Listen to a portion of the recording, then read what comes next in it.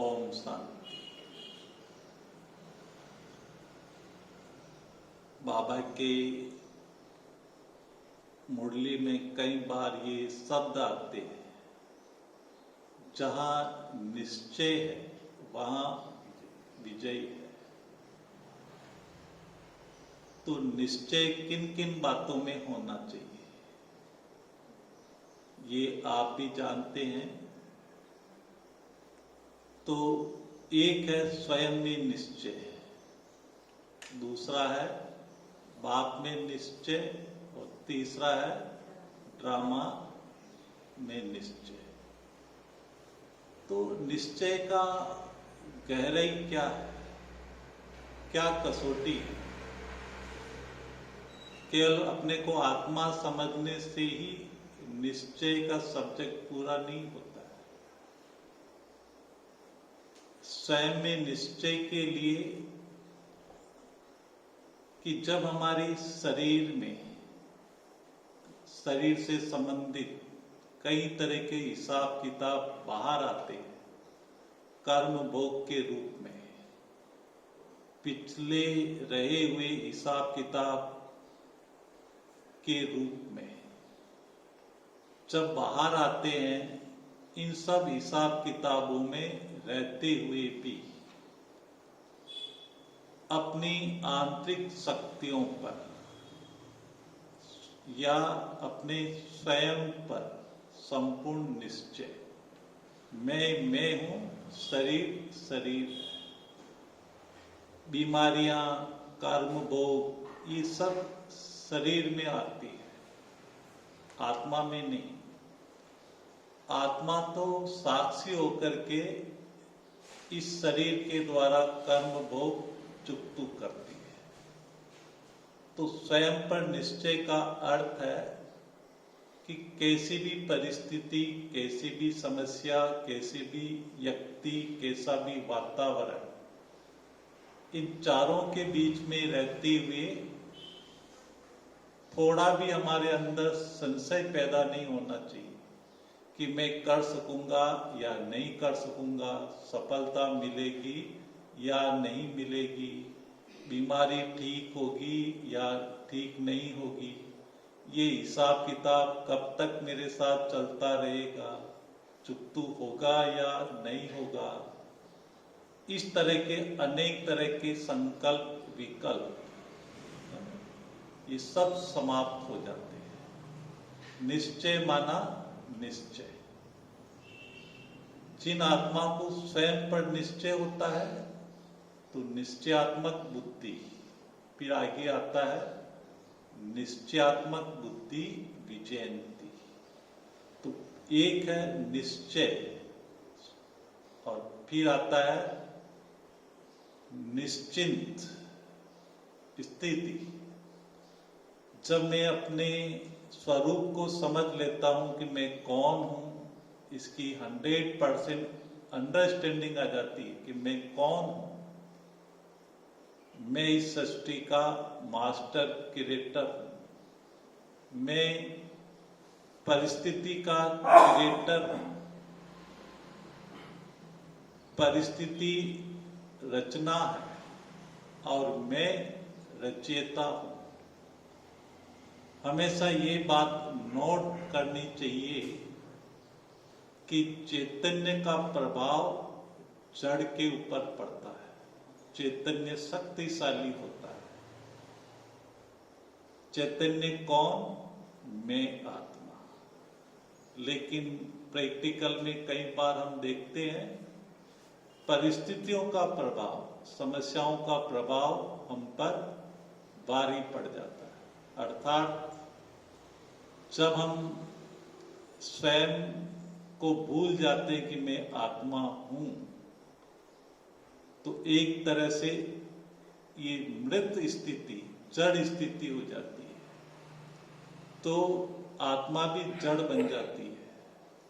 और जब हम शरीर के बांध में आ जाते हैं, शरीर मान लेते हैं, तब परिस्थितियों का प्रभाव हम पर पड़ने लगता है। तब हम कहते हैं कि परिस्थिति ही ऐसी थी, क्या करें। तो इसका अर्थ है कि हम स्वयं के असली स्वरूप में स्थित नहीं रहने से ये फिर मुख से वर्णन करने के रूप में मिलता है।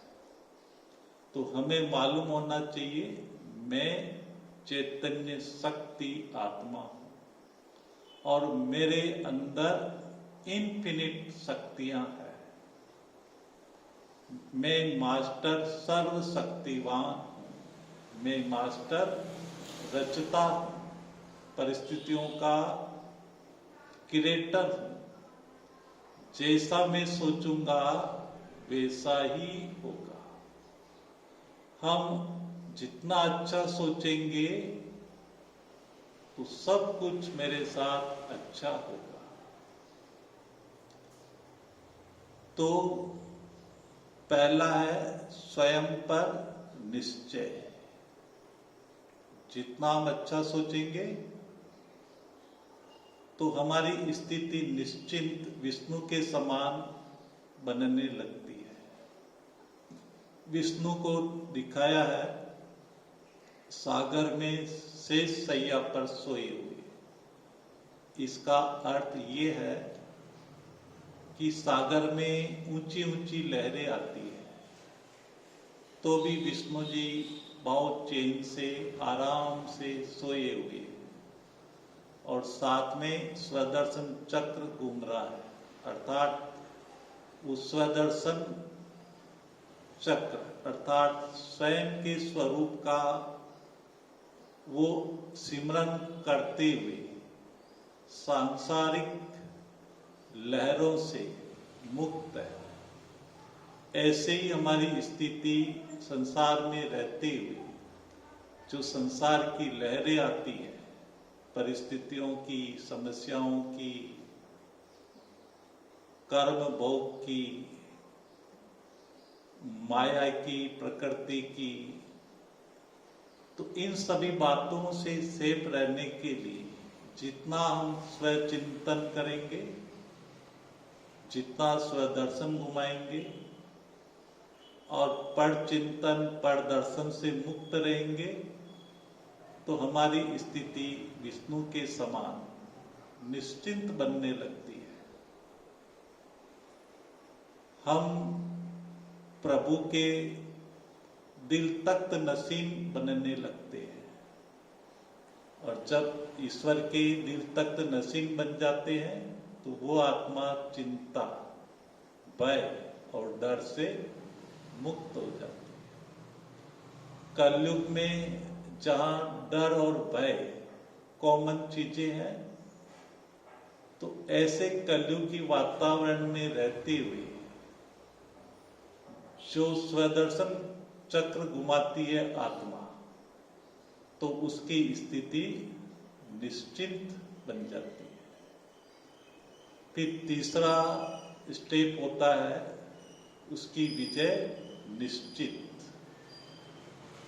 तो इस तरह से जिसकी स्थिति निश्चिंत, जरा भी अंदर में स्वयं के ऊपर, बाप के ऊपर, ड्रामा के ऊपर कोई भी संशय नहीं होता है।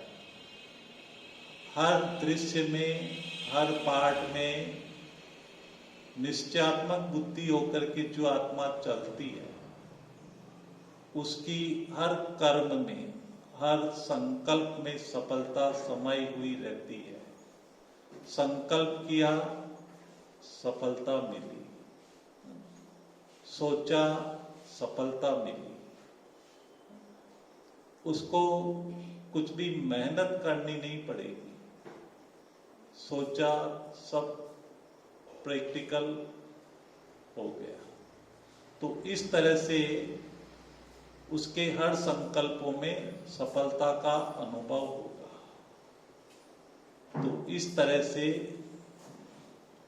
निश्चय, बुद्धि, दूसरा होता है निश्चिंत स्थिति और तीसरा है निश्चित विजय।